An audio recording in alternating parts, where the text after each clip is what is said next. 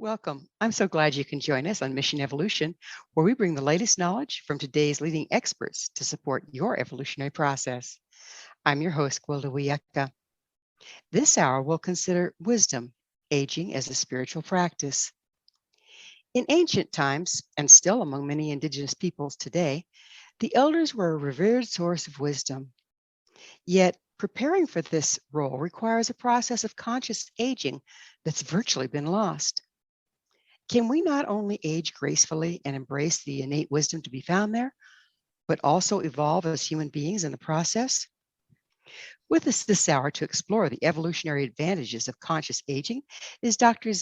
Connie Zweig. Connie is a retired therapist, co-author of Meeting the Shadow and Romancing the Shadow, author of Meeting the Shadow of Spirituality, and a novel, Moth to the Flame, The Life of Sufi Poet Rumi. Her new book, The Inner Work of Aging, Shifting from Role to Soul, extends shadow work into late life and teaches aging as a spiritual practice. Her website, conniezweig.com. Connie, thank you so much for joining us on Mission Evolution. Thank you, Gwilda. It's Zweig. So there's no letter after the G. So if people want to look it up, it's Zweig. Perfect, Zweig. Thank you. So you're a retired therapist. What did you specialize when you were working as a therapist? My training was in depth psychology, which means an orientation to the unconscious. So I ended up exploring the shadow, which was Carl Jung's personal name for the unconscious.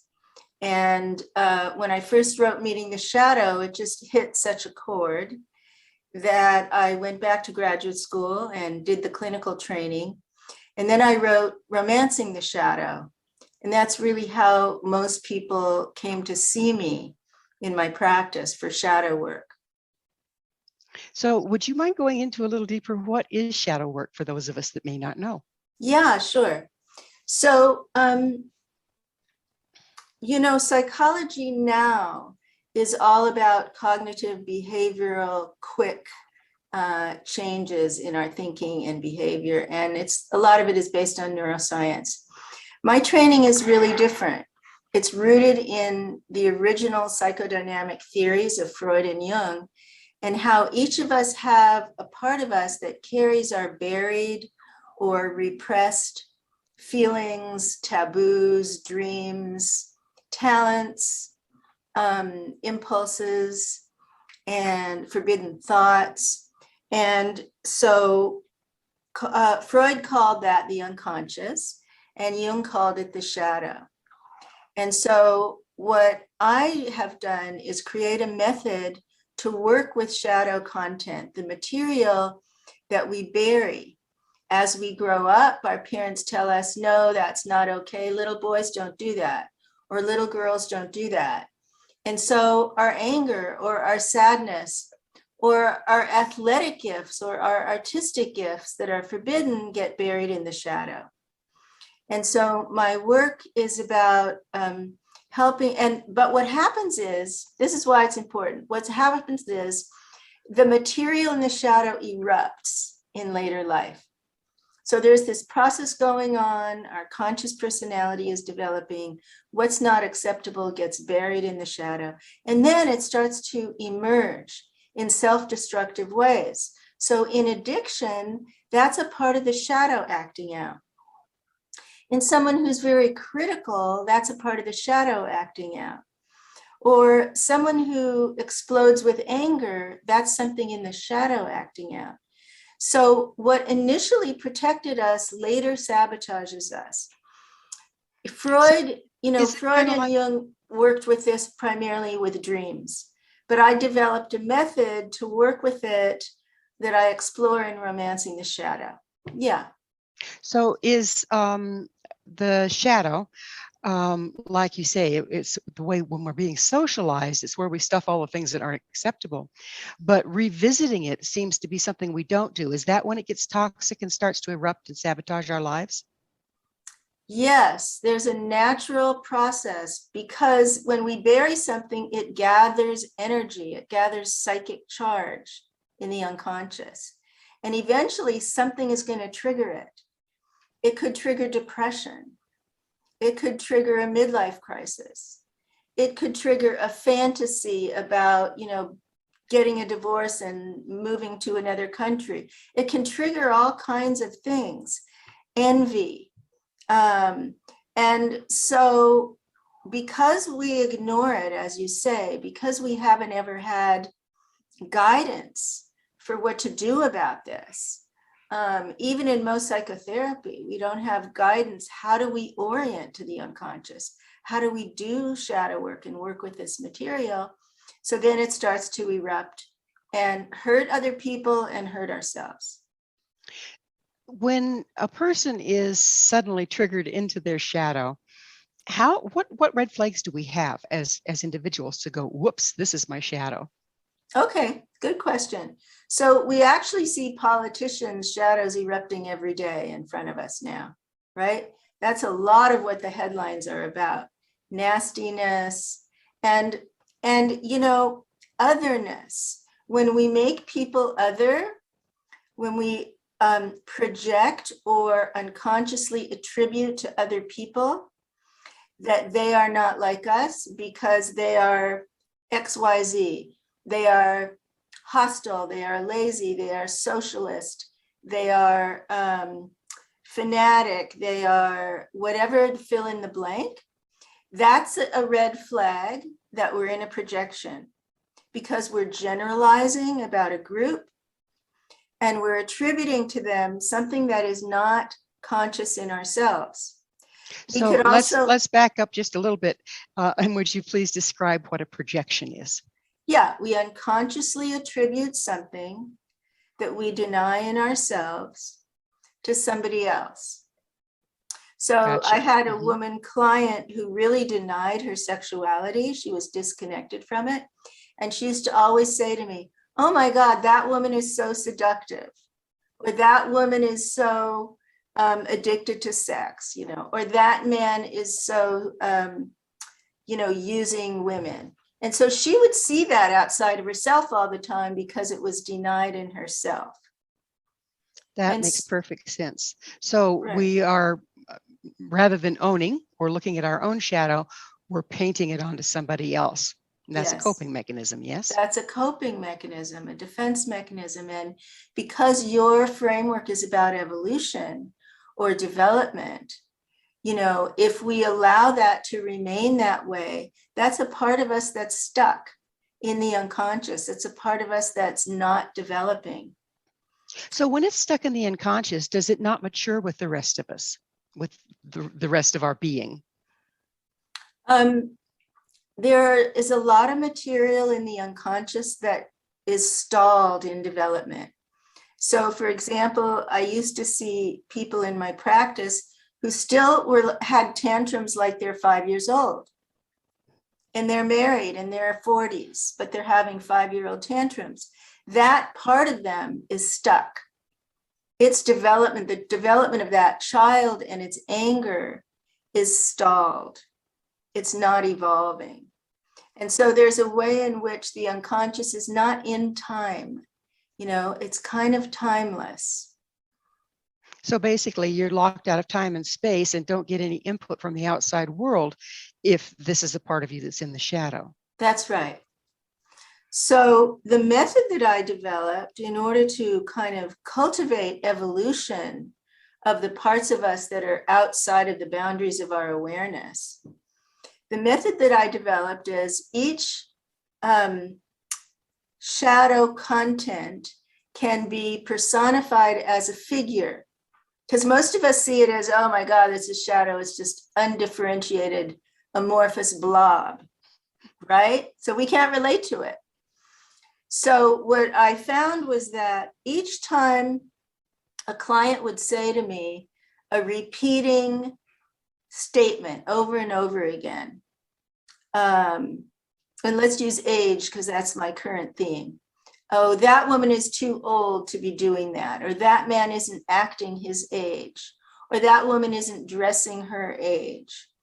So that repeating statement reflects a repeating thought inside that speaker. And that repeating thought pattern has with it repeating feelings and repeating bodily sensations. And when we can identify those three cues, then we can imagine that as an internal figure in the shadow, the ageist, for example, what I'm describing. I call it the inner ageist. And when we have that figure identified and we give it a name, guess what? Then there's something we can work with. There's something we can consciously identify, dialogue with, make a relationship with. It's not unconscious anymore. So by giving it a name that kind of applies to what it is and what it does, we've personified it in such a way that we can relate to it. That's exactly right. All right. Well, we're real close to having to go on to a break. When we come back from our commercial break, I'd really like to look at how does that relate to inner child work, or does it at all? But it is that magic moment. Connie and I will return shortly, so don't you go away. This is Mission Evolution. For more information or to listen to past archived episodes, visit www.missionevolution.org. Hello again. This is Mission Evolution, missionevolution.org. We're dedicated to unification and evolution of consciousness. With us this hour discussing aging as an evolutionary tool is Dr. Connie Zweig. Her website, conniezweig.com. Connie, as promised, I was hoping to get into what's the difference between your method of giving names to different parts of our shadow and what it was coined as inner child work. So there's similarities and differences. It's a really good question. The inner child is an archetype. It's in every one of us. It's a blueprint. And Jung spoke about it as the divine child, the pure, innocent part of us. In the recovery movement, it became known more as the injured, wounded, abandoned inner child, due to, the trauma that people experience as children.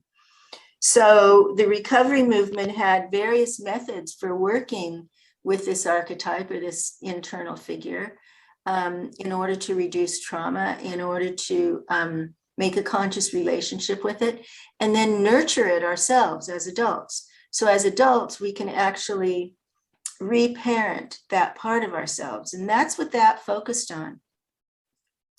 And so my work is similar. It has a different dimension. And that is that when I teach shadow work, I also teach meditation or spiritual practice. Because when we want to face or when we want to encounter a difficult part of ourselves, like an abandoned child or an inner ageist or an addict or a jealous sister or an angry teenager inside of us, then we want to be able to return to our center and use meditation to sit in awareness and be able to observe, have the inner space to observe that difficult figure coming up. And this is why I like to say shadow work is spiritual work. So when we can cultivate that internal space in meditation, we can watch it coming up and we can be less reactive and catch it maybe in a moment. Oh, there's my abandoned child, or there's my angry teenager. And how do I want to respond differently now? How can I slow down, not act out, not blame somebody else, and look at my inner world? And in order to be able to do that, we need a practice. And it takes time doing that practice to cultivate this internal observer and be able to watch our thoughts and feelings come and go, passing like clouds in the sky eventually. So does developing that inner witness and developing a practice kind of like give you a therapist in a therapy room, a safe space where you can meet with these shadow parts? That's a good analogy. Yes, it's like an internal space that's safe and that's in your control, so that if something is overwhelming you, you can stop. And you can use your inner resources and also some tools that I offer with shadow work in order to kind of process the feelings that come up with this character. You know, one of the things that I noticed about inner child work is eventually it runs the risk of becoming a full-time babysitting job. The inner child didn't ever seem to mature, and the adult always had, now, little Susie, you're gonna be okay, constantly. What do you offer that helps evolve beyond that? Well, if we learn how to develop our own internal resources as an adult, it's not that the inner child grows up, but the inner child can be soothed. And so we can begin to use our own inner resources to soothe that part of us. So in Romancing the Shadow, that book is about relationships and shadow work. It's about friendship, intimate relationship, parent-child relationship, and how to use the method in that context. In my new book, The Inner Work of Age, it's really about how to face the shadows of old age, the parts of us that are in denial, uncomfortable, scared, worried, and don't want to grow old. And so can't actually accept that this is what's happening now. And so the same resources and the same spiritual practices can be used today as we're adults. So as you get older, as we get older, it occurs to me that we have inner children from being wounded as a child, but don't we have inner adults, shadow adults from being wounded as an adult? Is it a cumulative effect that as we get older and have fewer resources, start to really bubble forth? Every age that we've ever been is still alive in us. Every age. So it's not really, at some point in our lives, it's not about fixing them anymore. It's about, for people, I would say in 60 and beyond, it's about giving and receiving forgiveness with others and giving and receiving forgiveness from ourselves. Let's talk a little bit about forgiveness. Why is that so important?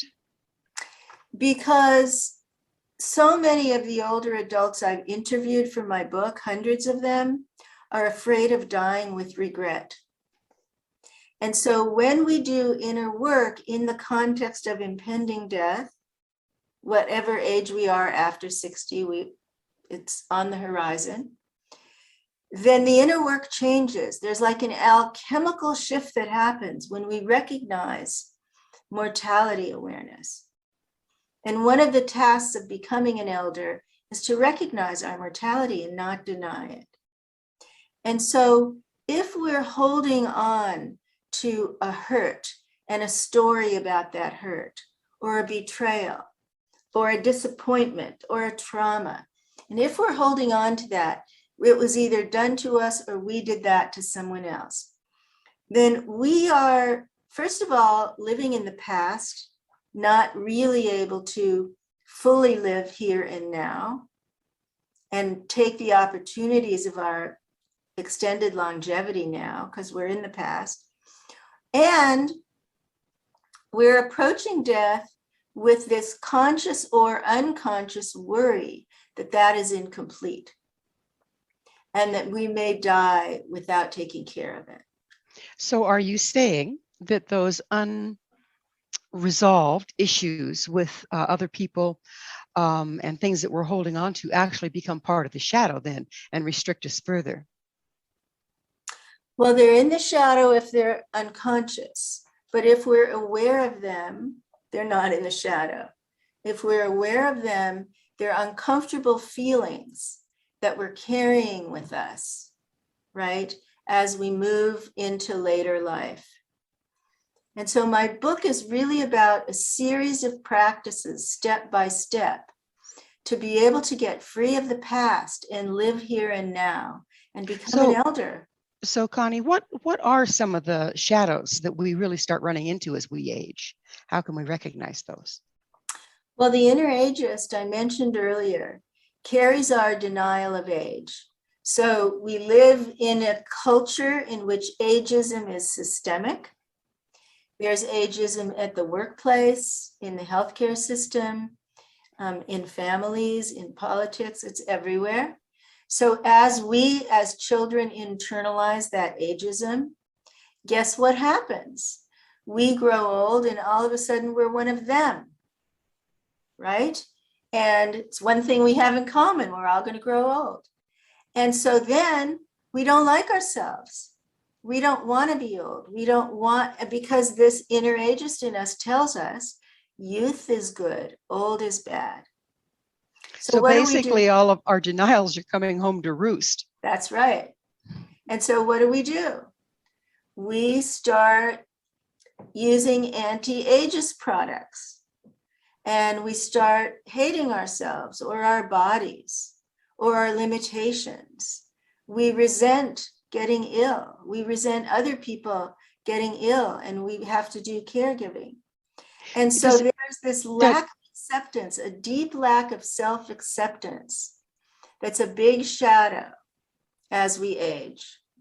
So does that very resistance to aging prevent us from embracing the gifts therein? That's exactly right. Yes.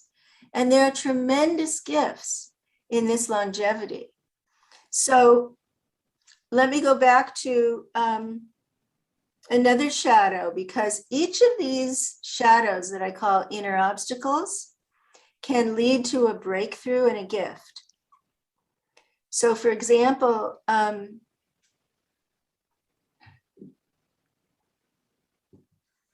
if we feel isolated, as so many older people do, and powerless, then what happens?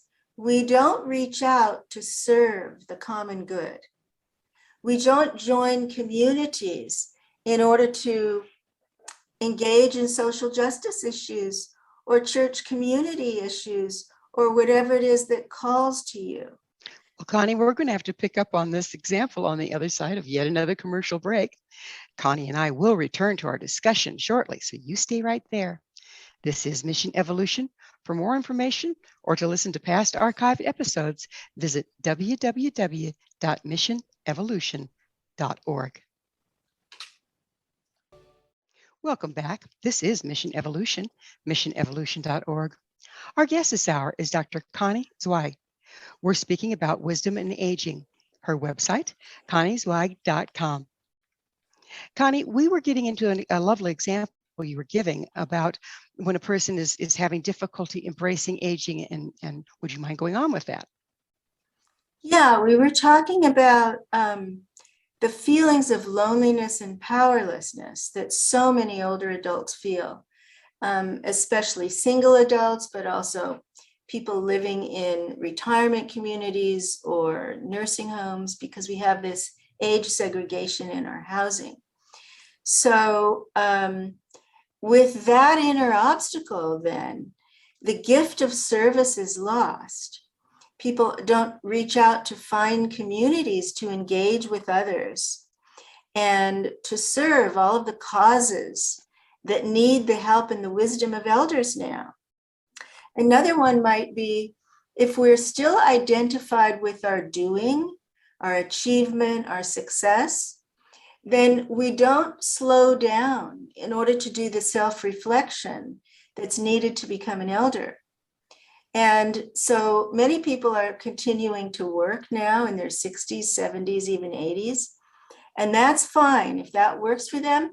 And at the same time, we need to make the space for self-reflection in order to do a life review, emotional repair, as we were talking about earlier, spiritual practice, as I mentioned, in order to make this transition and really discover the gifts, as you called them. I call them the treasures of late life. But we can't do that if we don't slow down and self-reflect. Connie, would you go into, it seems like honoring and using the wisdom of the elders has kind of fled our society. What is society suffering as a result of that, and how can we shift that? Yeah, that's such a good question. Indigenous cultures in the West and in Africa have a different view of elders, and their long life experience and their place in the society. Here in the post-industrial, postmodern West, we don't have that. And it's partly because of the ageism I was talking about. So what does it mean to become an elder? Who is an elder? At 65 in our culture, we have a Medicare birthday and we become a senior. But we don't become an elder, because elder is a stage, it's not an age. And by that I mean, to become an elder requires a certain quality of self-awareness, a certain reflection on the question, who am I? And as we develop our self-awareness, and this is harder to do during midlife when we're empire building, but now we have time. We have time to do this inner work and time to do these emotional and spiritual practices. And so we can become an elder by completing that life review, doing that emotional repair, and doing spiritual repair work, looking at our deepest beliefs and what do we cherish? What are the practices that we can pick up now? And considering service. How can we create a legacy by giving back to those in need? How can we engage with something larger than ourselves? So for me, those are all part of crossing the threshold to become an elder. And that's something a person has to do themselves. It's not going to be honored them just because of their chronological age. Is that what you're saying, the difference between being a senior and being an elder? Yeah, it's a stage of awareness or development rather than an age. We all know older people who are closed-minded and bitter and regretful about the past.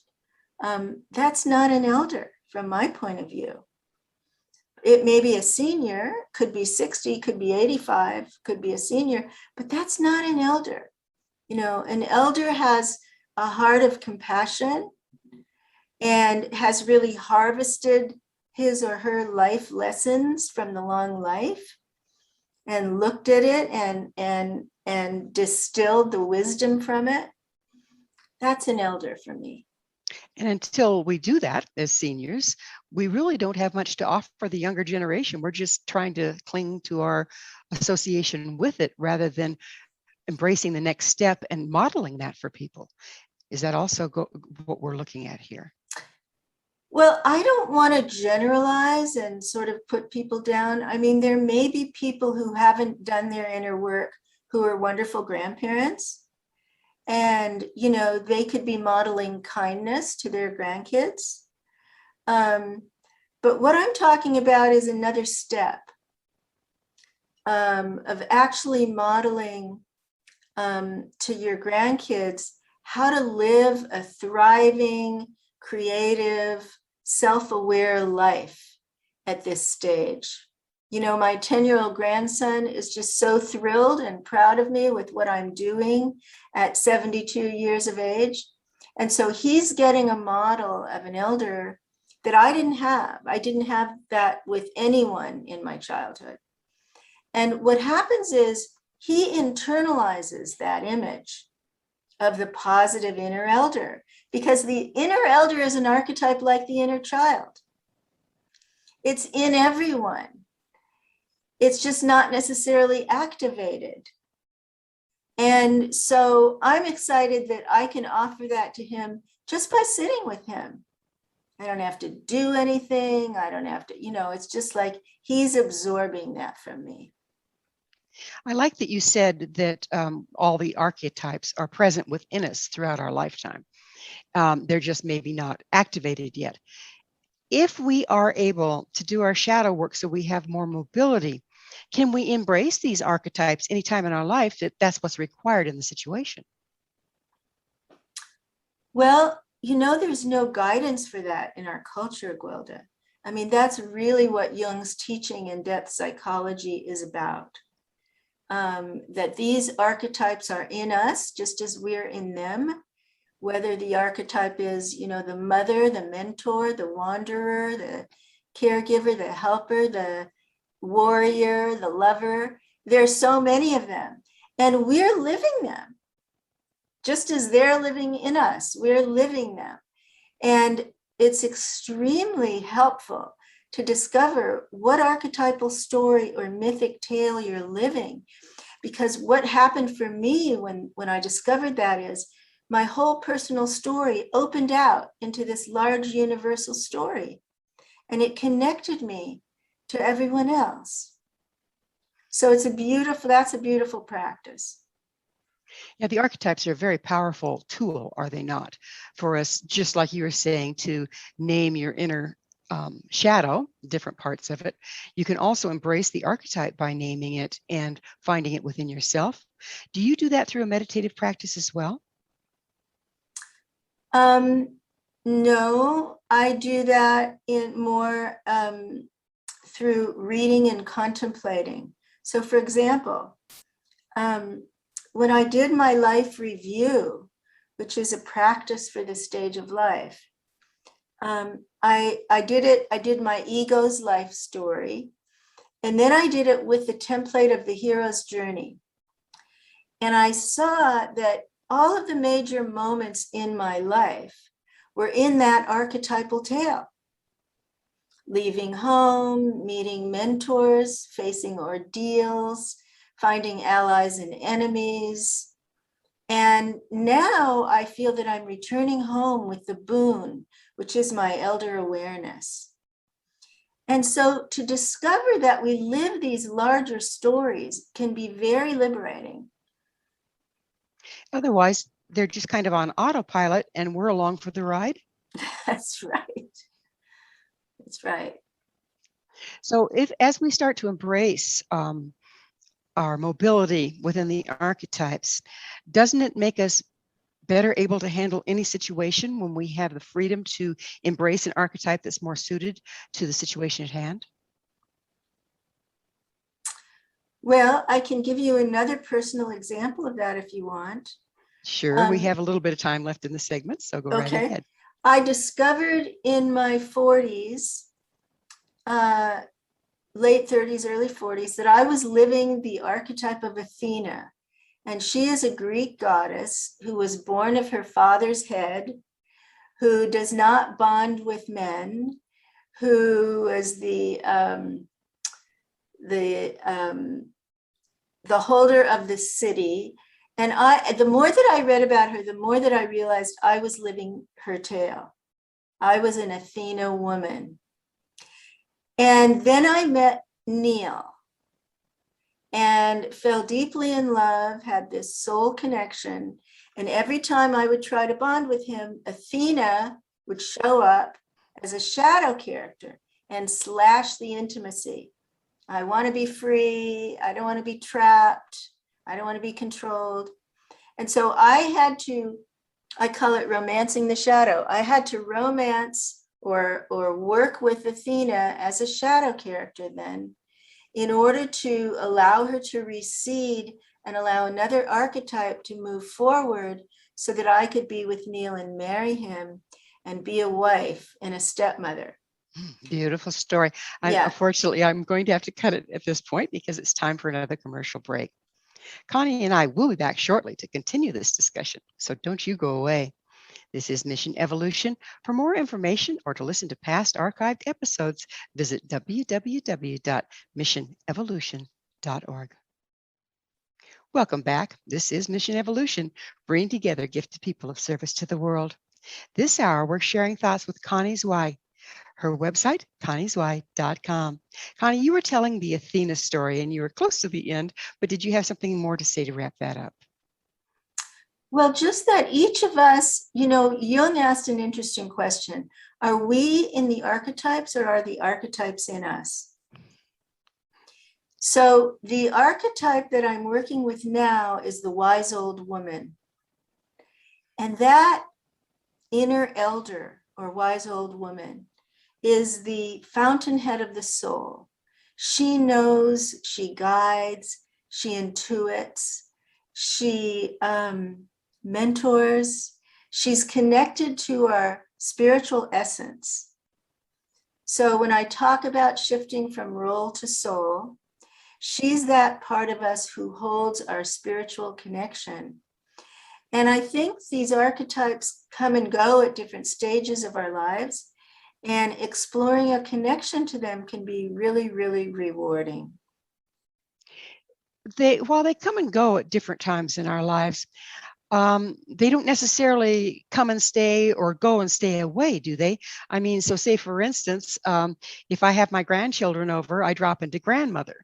But if my son is here, I drop into mother/wise woman. So I don't mother him anymore, but I keep him under the wing. I mentor him when he asks. So these are available to us if we've processed enough to embrace them originally. Don't they become available to us to use all along? Yes, and I think there's a distinction between a role and an archetype. So you might step into the role of grandma or mother, or you might step into the archetype of it. And I don't know what your experience is. I don't know which it is for you. But when we step into a role, something contracts. Something narrows, and when we step into an archetype, it enlarges. The archetype holds us rather than a role which kind of tells us what to do. Does that make sense? It makes absolute sense, and I think that's the beauty, isn't it, of embracing an archetype rather than just playing a role. A role tells you what to do, an archetype gives you the wisdom to do it.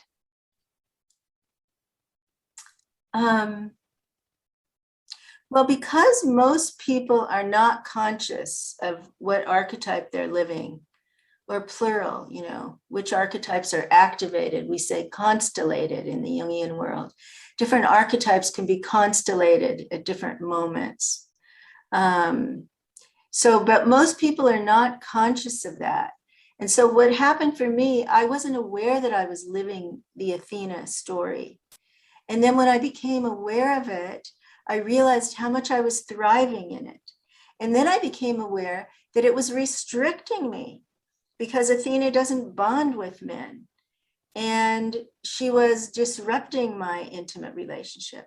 And so I had to work with that energy to allow it to recede and allow something else to move forward, the wife, which was totally foreign to me.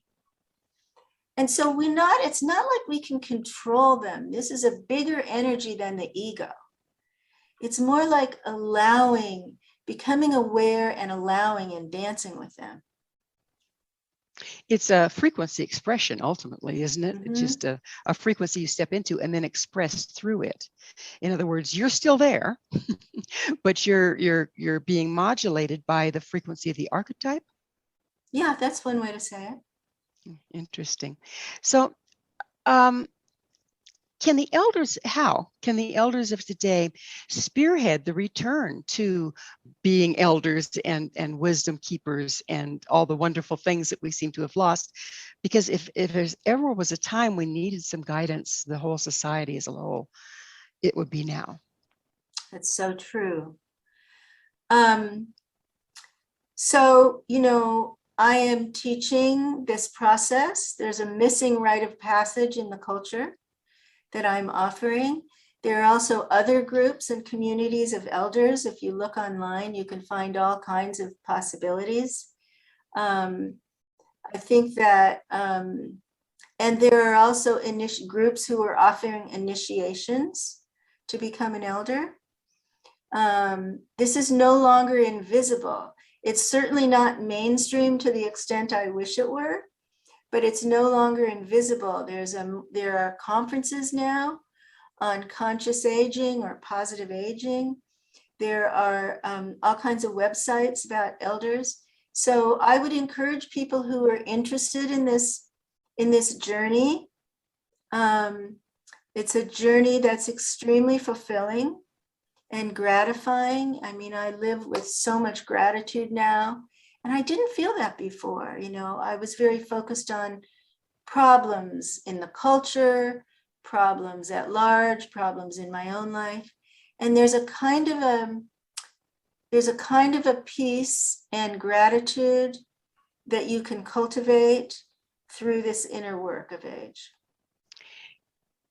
As we do that, then does that serve as an example for the people that aren't elders yet, but when they become one, like you said, your grandson being very proud of you?